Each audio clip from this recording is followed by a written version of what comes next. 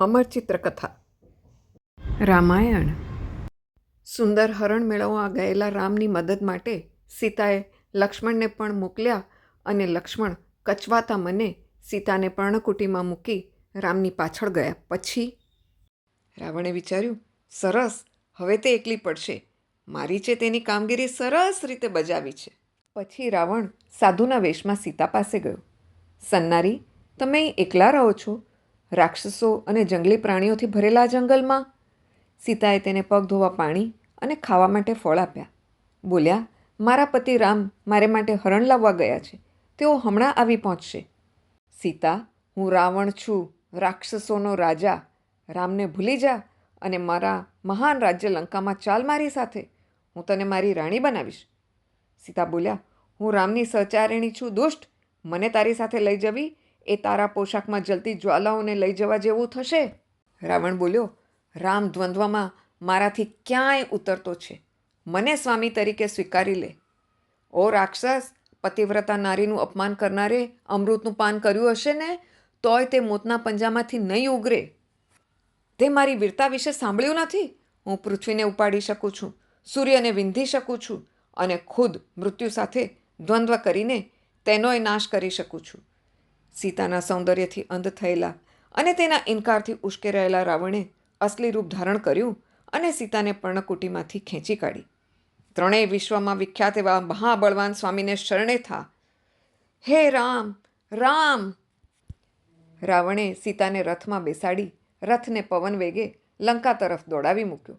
ઓ રામ, ઓ લક્ષ્મણ! આ બાજુ જંગલના બીજા ભાગમાં, લક્ષ્મણ, તું અહીં એકલો? સીતા ક્યાં? લક્ષ્મણે કહ્યું, રામ, અમે મદદ માટેની તમારી બૂમ સાંભળેલી. મારે સીતાને એકલા છોડી તમારી મદદે જવું એવો આગ્રહ તેમણે કર્યો હતો. રામે કહ્યું, મેં તો બૂમ પાડી જ નથી. તારી શંકા હતી તે મુજબ એ હરણ સામાન્ય નહોતું, એ તો મારી જ રાક્ષસ હતો. મેં તેનો પીછો પકડ્યો હતો. એ પવન વેગે દોડતો હતો, છતાં મેં છેવટે તેને વિંધી નાખ્યો. મારા તીરે તેને વિંધ્યો ત્યારે તેનું અસલ સ્વરૂપ દેખાયું. પછી મારા અવાજની નકલ કરી છેલ્લા શ્વાસ લેતી વખતે તેણે તારા અને સીતાના નામની બૂમ પાડેલી. લક્ષ્મણ બોલ્યા, મને તો ખાતરી જ હતી કે તે તમે નહોતા, પણ સીતા ભયભીત થઈ ગયા હતા. તેથી તેમણે મને અહીં આવવાની ફરજ પાડી. જે થયું તે થયું. હવે રાક્ષસ તો ખતમ થયો. જલ્દી પાછા ફરીએ. પર્ણકુટી નજીક, લક્ષ્મણ, બધું ક્ષેમકુશળ તો હશે ને? અહીં આપણને આવકારવા સીતા કેમ નથી? બંને જણ આશ્રમે પહોંચ્યા ત્યારે અમંગળ શાંતિએ તેમનું સ્વાગત કર્યું. સીતા! પણ સીતા ત્યાં નહોતી. રામને ખૂબ દુઃખ થયું. તેઓ આશ્રમની આસપાસના વૃક્ષો પાસે દોડી ગયા. હે કદંબ, તારા ફૂલના મારી પ્રિયા ખૂબ વખાણ કરતી. તે તેને જોઈ છે?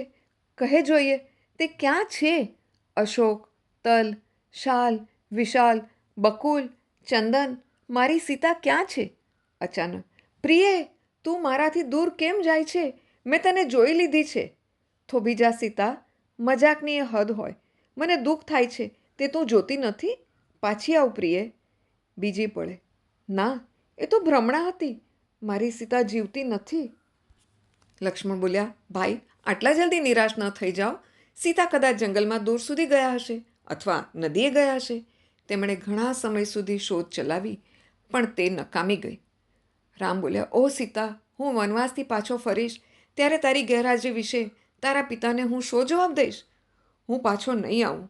આપણો વનવાસ પૂરો થયા પછી તારે એકલાએ જ અયોધ્યા પાછા જવાનું છે. લક્ષ્મણ બોલ્યા, આપણે સીતાને શોધીશું. મને ખાતરી છે કે તે મળશે જ. હે સૂર્યદેવ, પૃથ્વી પર બનતા બધા પ્રસંગોના આપ સાક્ષી છો. મારી પ્રિયા રસ્તો ભૂલી ગઈ છે કે તેનું અપહરણ થયું છે, તે મને કહો. રામે નદીઓ, વૃક્ષો અને પશુઓને એકનો એક સવાલ પૂછતા રહી શોધ ચાલુ રાખી. અલ્યા હરણ, સીતા તને ચાહતી હતી. કહે, તે ક્યાં છે? રામ, હરણ દક્ષિણ દિશામાં જુએ છે. ચાલો આપણે તે બાજુએ જઈએ. બંને ભાઈઓ દક્ષિણ તરફ આગળ વધ્યા ત્યારે રામને રસ્તામાં પડેલા કેટલાક ફૂલ નજરે પડ્યા.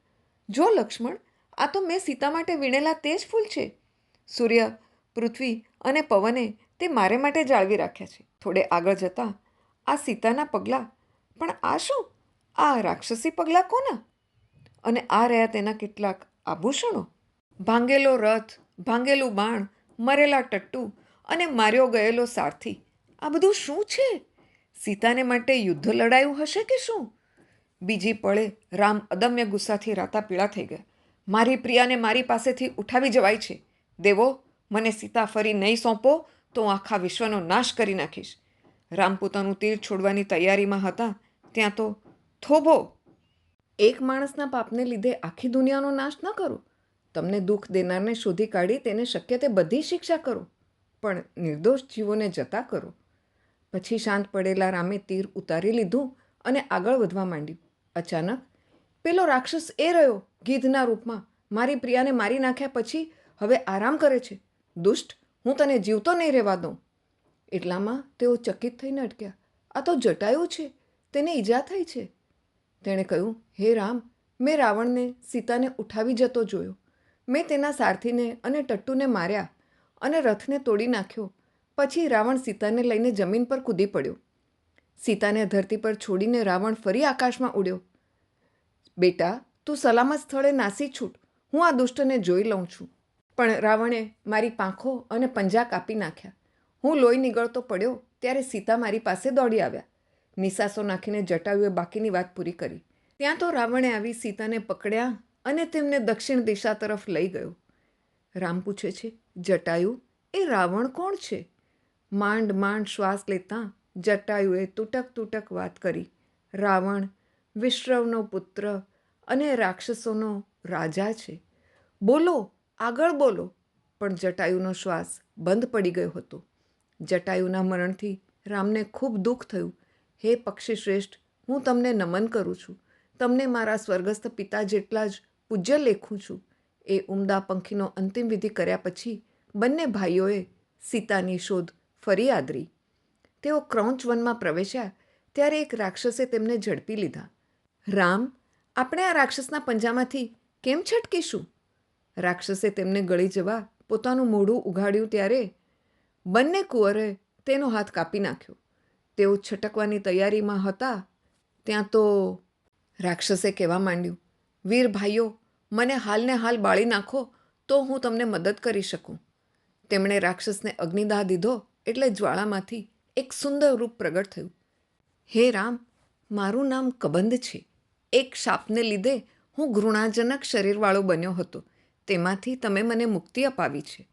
તમે વાનરરાજ સુગ્રીવને શોધી કાઢો. તે તમને સીતાને શોધવામાં મદદ કરશે. તે ઋષ્યમુખ પર્વત પર રહે છે. બંને ભાઈઓ આગળ વધ્યા. તેઓ પંપા સરોવરના પશ્ચિમ કાંઠે પહોંચ્યા ત્યારે વૃદ્ધ સાધ્વી શબરીએ તેમનું સ્વાગત કર્યું. શબરી કહે, છેવટે મારી મહેચ્છા ફળી.